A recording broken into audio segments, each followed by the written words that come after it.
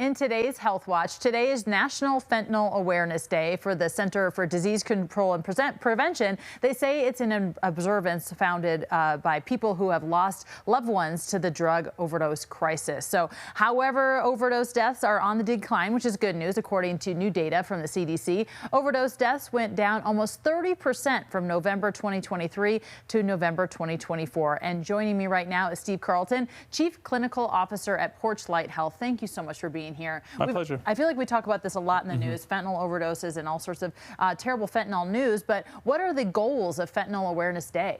The goals of Fentanyl Awareness Day are, we've had these massive decreases. This is the biggest decrease we've had in 5 years. So it's really significant. And the message really is we just have to keep going.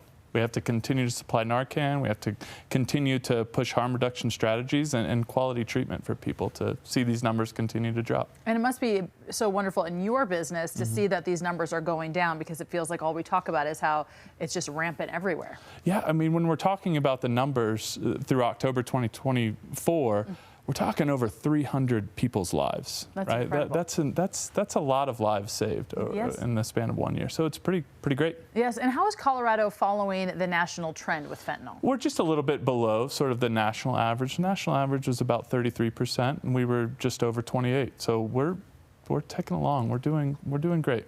Awesome. That's good to know. So I have little kids, but we always think about, well, how do you broach, and so it's a long ways away for me to talk about this topic, but how do you bring up talking about this and talking about drugs in general? And if you suspect that someone might be on drugs or having some sort of fentanyl issues, how is that conversation different? You work in this, so how do we deal with it? You know, I think for parents at home, the thing is, if your kid is out and about socializing, the chances that that they might encounter somebody having an overdose are there. And so supplying your kids with Narcan and having them take that to parties is a good idea. It's a good idea because you don't use Narcan on yourself, right? You're going to use that on somebody else. So the more hands we can get Narcan into, the more lives we save. And how do you know, this sounds maybe a naive question, that maybe someone's having an issue with fentanyl, or that could be a thing that you need to help with, I guess? Really unconsciousness. Like, you're going to see people unconscious. And the great thing about Narcan is even if you give it to somebody and they're not in an overdose, you're not going to hurt them.